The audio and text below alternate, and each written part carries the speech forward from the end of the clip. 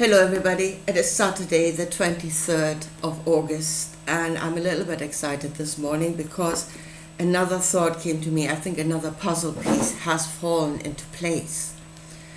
The understanding of what it is we are and what it is we are doing, which is very important because we are the creators of this reality. Yeah, you are not nothing, you are a being of energy, you are a being of light. You are not entrapped in matter. Matter cannot prevent this. Yeah. So, but we need to know what it is we're doing, and I think something just came to me this morning. And what I really want to talk about, because for me this is about manifestation. This is about the creative act, about creating realities, solid realities. The way of the Spirit. And the way I'm going is the way of the New Testament, which is the way of prayer, to manifest realities. And I've been at this for years now, trying to see how this is actually done. There are many, I don't think this is the only way. Yeah? I think there are other teachings that will lead to manifestations, but I have been concentrating on this one, to see how that works, and I think I've seen it this morning. Now I want to talk about prayer. I want to talk about love, because love is the key. I want to show you this. I want to talk about love, I want to talk about prayer, and I want to talk about the great delusion. Very important. The great delusion that Christians are in. God will send a great delusion. And how dangerous. If this is real, if this actually works, we are in great danger. Yeah? And we need to veer off the path that we are on, not knowing what it is we're doing. Christians most certainly don't know what they're doing. They haven't understood. Now, again, I said this is still theory. Yeah, I'm still talking about theory. I'm putting out a theory there for peer review. I would love to hear what you're saying about this. Right. Going by what it says in the book, what I've experienced myself, within me, all around me, and also taking into account what other teachings are saying. Right, so let's start. First of all, prayer. Before you get to the point of prayer, there is something that you are asking for, something that you want to manifest in your life, a desire that you want to become a solid reality. That is what you're doing in prayer. So then, first of all, you should think about what it is you're asking for. Now, what everybody is bashing, the ego, the 5 sense knowledge, that is your knowledge of here and now, yourself in solid reality. And that knowledge is important because what you are manifesting will be solid reality. So yes, you should go by your knowledge of solid reality because that's what you're bringing into being. And you will have to experience what it is you are bringing into being. So yes, you absolutely should go by this knowledge. And there's your emotional knowledge, the knowledge of good and bad. Whether you feel good, emotions that like fear, anger, sadness that would speak against it, emotions of the joy that would speak for it. That is your counsel. That is the counsel of your heaven. That is trying to find a way. And you should listen to your own counsel. You most certainly should. But once that is done, once you have thought of something or have decided on something that might change, that will change the situation you're in now, hopefully for the better, then comes the prayer. Now, in this reality, and let me say this very clearly, this reality is made up of yin and yang. Yeah, it is the good and the bad. It is the light and the darkness. Perfect light in this reality does not exist. And it is simply this, yeah, that you are not the only thing here. I am not the only thing here. There is consciousness all around us, all manners of forms of life. They all have their own desires, they all have their own needs. Yeah? And for all to live, for all to have their being in this world, there needs to be compromise. One cannot have all. If that is your idea of perfection, that everything should be just as you want it, and to hell with the consequences for everybody else mostly, if that is your idea of perfection, that cannot exist in this world. Because this is a world of many, and they all have rights. So there needs to be a compromise. There absolutely does. You have to take the yin with the yang. Yeah? And then it is really a question of how much of the bad, let's say, are you willing to take? How far are you willing to compromise, or where does the whole thing tip to a point where that possibility is actually no good to you? Yeah? There will be others. There'll be other. This world is full of possibilities. Right, so here we are. And now comes prayer as Jesus taught it. Yeah? First of all, of course, it is still the thing of whatsoever you ask for in prayer, believe that you have received it and it will be yours. There is something else, and that is the idea of throwing Satan out of your heaven. And this is what I saw this morning. What is the prayer? What is the energy that will carry a prayer into the all, connect to the all, and then on that pathway, receive. And what you will receive is manifested reality. And it is love. It is love. Love is the key. Love is what opens the door, your heart. So it is what you love. On the energy of love. You ask on the energy of love. And for that, you need to let's start first. So you're doing it on the energy of love, and love is a state of delusion. Make no mistake. People go around saying love is the only truth. No, it is not. Love is a state of delusion. Because on the energy of love, you can only see the good aspect, and you're absolutely blind to everything else.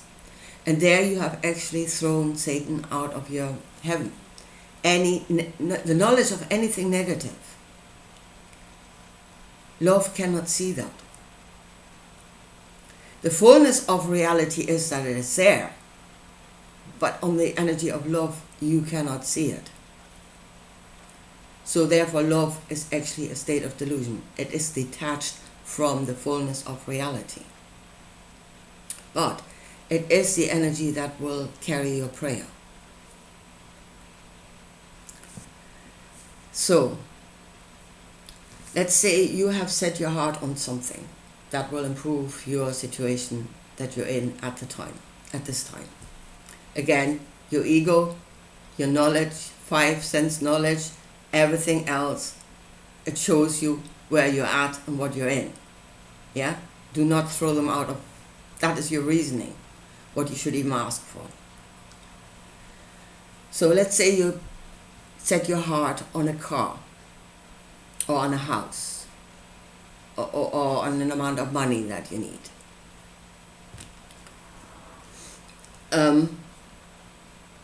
And again, every aspect, like a car, there will be good and bad about that car. A house, there will be good and bad about that house. That is just the reality. It will not, perfection most likely does not exist. So you're compromising to the extent that you think it's all right. But then you shift into think about what it is you love about that house or the car. That is what will carry your prayer. It is detached from the fullness of reality. It is a state of delusion, but it will carry your prayer.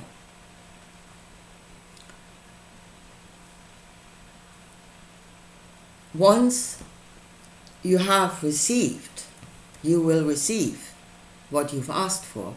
You will receive the fullness of reality.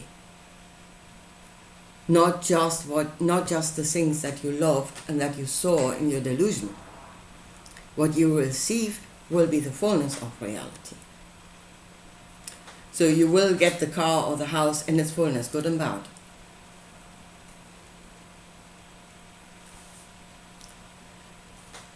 Your delusional state does not change what the house or the car actually is.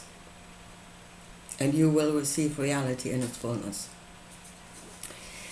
But here's the thing. If we do that consciously, that is then it is our decision. You know, what is it we're willing to put up with? What is it we want? What compromises are we willing to make? Yeah? And then really consciously knowing what it is you are doing, shifting into the state of, I love this. And again, put Satan and his angels and any voice that speaks against it out of your heaven, and let your love carry your prayer, fully aware of what it is you are doing, fully aware of what it is you're doing, and fully aware of what it is you will receive.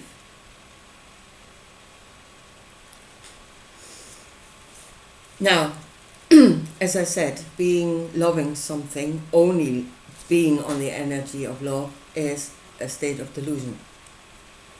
And now I want to talk about the great delusion. God will send a great delusion. We're ending up in the book of the Revelation. We're well on our way there. War, pestilences, famine. Yeah? It's all manifesting around us.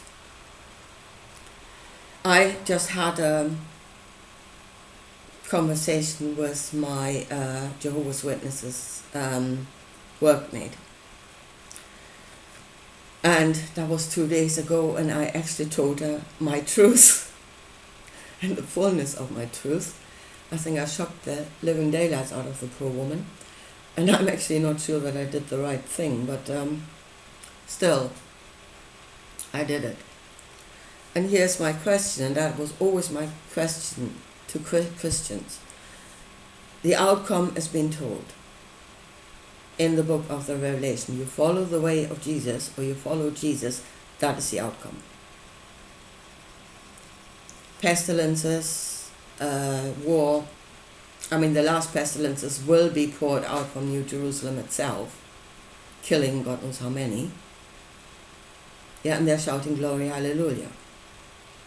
And I said to my workmate, this is what will happen. What are you also happy about? Why are you happy going there? And here is the state of prayer, because they are in a state of prayer, praying for the kingdom to come.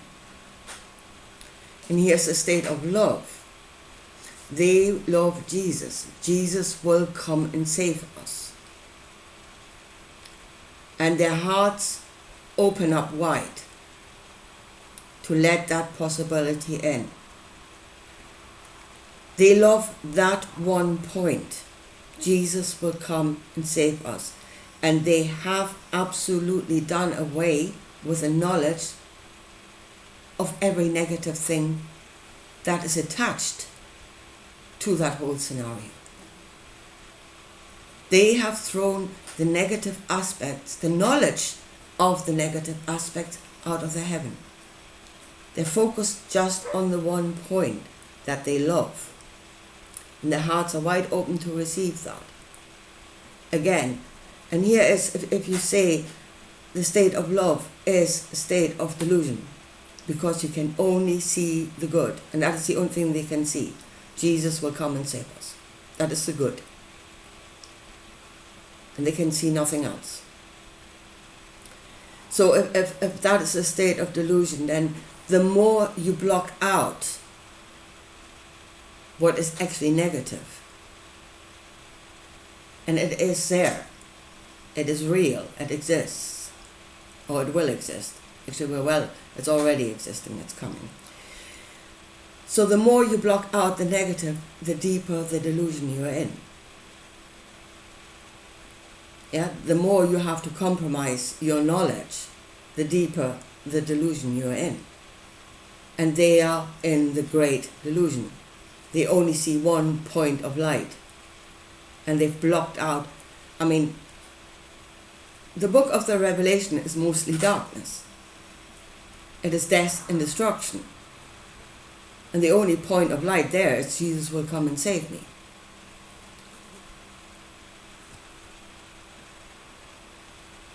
But that is their prayer. And they are in a great, great delusion because they have blocked out most of the whole scenario. They're on a very small slither of light. And they've blocked out everything else. But that is a prayer of a Christian. Yeah, let the kingdom come. What they will receive is the fullness of the reality. They are praying out of the knowledge of the light, of what they love. Jesus will come and save me. What they will receive is the fullness of the reality, because that is what is given, the fullness. Yeah, you may ask out of a state of delusion, but what you will be given will be the fullness.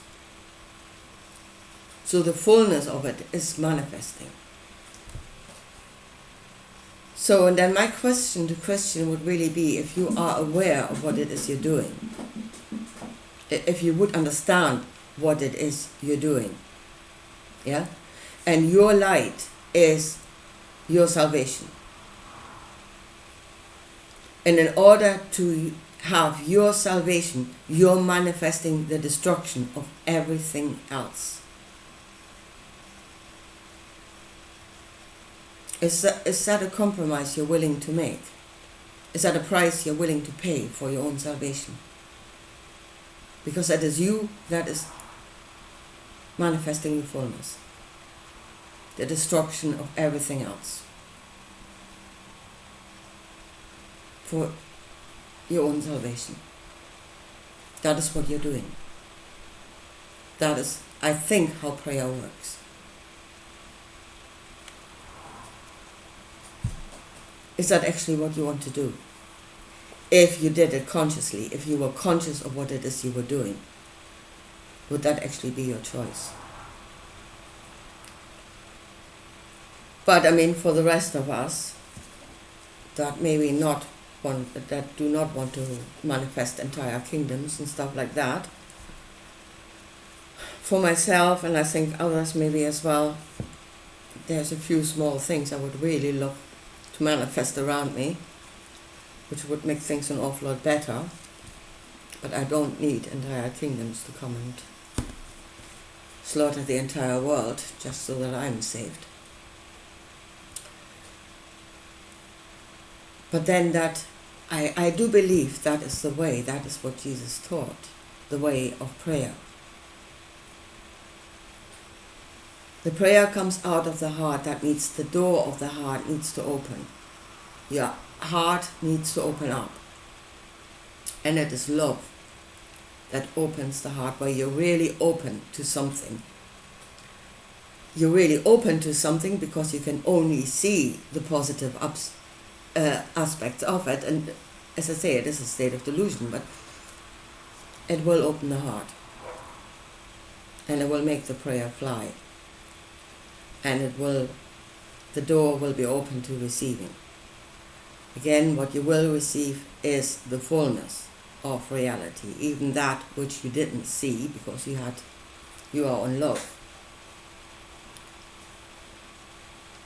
But you can know it beforehand. If you reason about it, you can know it beforehand. And then you consciously concentrate on only the good aspects to make your prayer fly. Now, I think that way we would know what it is we are doing. Yeah? And we will know the consequences. And the whole thing will be our decision based on knowledge and free will.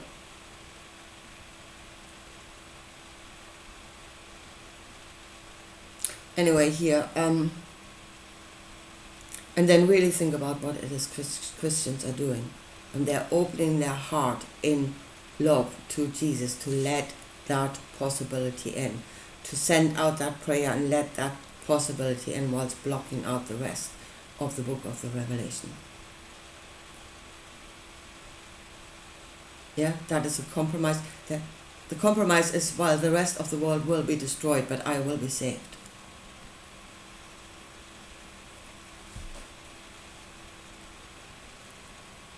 Is that the way? It's certainly not the way to all will be saved, that's for sure. Anyway, here folks, I leave it at that for today, and I would love to hear what you think about this. And I will talk to you again soon. Bye.